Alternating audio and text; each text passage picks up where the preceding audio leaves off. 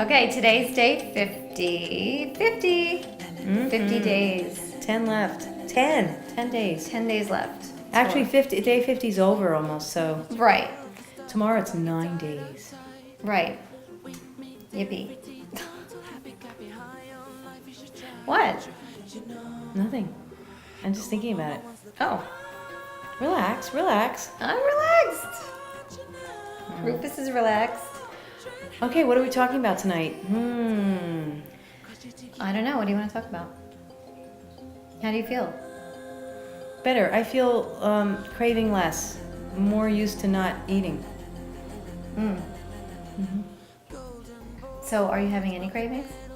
No, I mean, but I think about food and I'm looking forward to it, but not really. Once we have the juice, I'm fine. Right, Me too. Lucas? Good boy. Yeah, I feel like that's the key. Like once, you have to really get all your juices in early. I keep saying this, but it's so important because if you, oh, here he comes again. Everybody say hi to George's butt. He's going to sit on the mic. Oh my goodness. I'm going to do another vlog with George. Anyway, what I was saying is that it's really important to get all your juices in early. Because somehow your body knows that you've had your nourishment and you don't have as much hunger or cravings or anything like that the rest of the day. He's sitting on the mic. So, well, I feel really excited about where this is going. I feel like once we hit day 60, it's not like it's over and we're just going to go back to, I don't think there's a possibility of going back to the way things were because we know too much now. The thing is, your audio may be a little muffled because his butt was on it. So let me just open it up. Okay. All right. There may be jump cuts in this. But the other thing, too, is I think our blog is going to turn into something that we've talked about, that we were concerned about, which is creating a movement of health. I mean, there's a lot of people out there that are doing that, and they're blogging about health and healthy choices. But there's not one central place where you can go and just get a ton of resources and links to all the positive information out there about living healthier, because it is hard to live healthier today. I mean, we've experienced that. Unless you're in a major city. Yeah.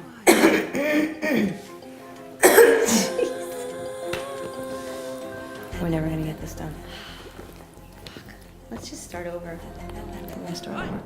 You know, it really was feeling like this fast was never going to be over. And now I feel like it's going to be over soon. So I'm very excited. I am too. Home stretch. Yeah. Not that we're going to go back to the way, well, not that we're going to end the fast and then all of a sudden we're going to run out and eat pizza, because that's just not how it is. I am. No, you're not. And I'll be in the bathroom for 48 hours. No. No, but because... we were eating healthy going into this. No, I'm not saying back to the way we were, but I'm just saying that, we know too much now. So we're going to change some things about the way we were eating. Like, I think we were eating way too much oil, way too many grains. Grains including like breads and pastas and pizza. Well, we would have a very healthy pizza. I know. That we would make from spelt flour. I don't remember eating a lot of grain. Yeah. Yeah, if you eat oatmeal in the morning and then you eat rice for your lunch. I wasn't eating oatmeal in the morning. You were. Yeah, sometimes you were. Not that often. And rice. What were you eating for breakfast? I wasn't. I remember a lot of times not eating. I'm not a breakfast person. Oh. Can we start this again? Oh my God. It's turning out that this blog is really beginning to create sort of a movement of people, because we've had such great responses from all sorts of people, all of you out there, who are either personally wanting to get healthy or who really want to find out more about health and wellness in terms of food. Certainly food is what we're focusing on right now. Right. And we're learning things about nutrition, and we're learning a lot about our food sources,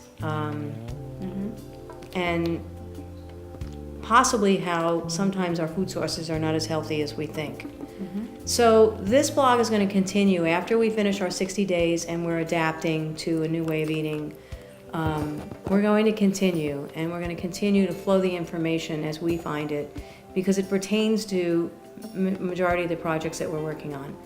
I left network television after 30 years, working as a director in New York and Los Angeles. Didn't really leave it, but I took a step aside to create the kinds of programming and develop the kinds of programming that would empower people, empower the public to get engaged in creating a better life for themselves, for all of ourselves. And I personally had been feeling over 30 years, I was struggling with how the networks were not really doing that. And I really believe media was put here and created to really educate and move the truth to people so that we could all improve our lives. And it hasn't really been doing that as much as I'd like it to. Not being negative, but I want to provide alternatives. So it really turns out that this blog is an example of it. Social media is the most powerful thing that we have. Powerful, powerful tool. And so we're utilizing it because we're a little bit ahead of the curve here. Christine especially is ahead of the health curve.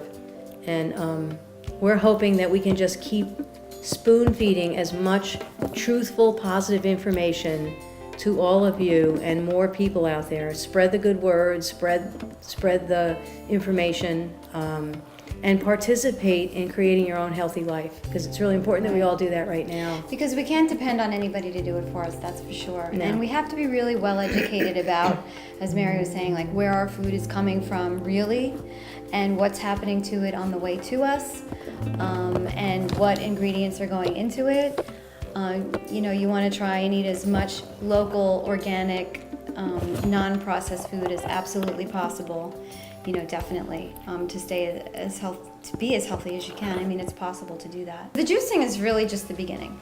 The juicing is like the Reboot Your Life website, just rebooting your body, rebooting your being, really. And one other thing that I want Christine to tell you about is she was looking into the new Joel Fuhrman book.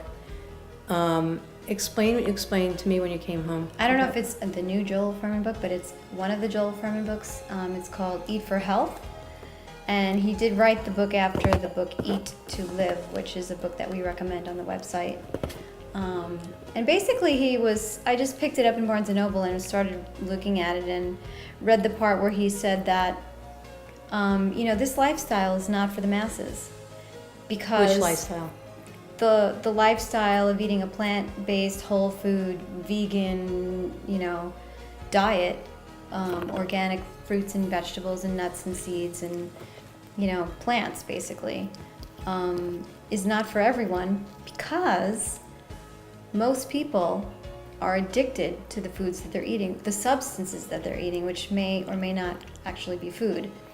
And so it's difficult to speak to a mind that's addicted to the substances that they're consuming and make any kind of an impression. So, this really is a movement, because, the food that we're getting, especially in this country, is so processed and so animal-laden, animal-based, I'll say, that it's creating that addiction, and it's hard for people to realize that that's actually contributing to most, if not all, of the diseases and the chronic conditions that are going on right now. I think we all have to sort of get together and start participating in asking for there to be change.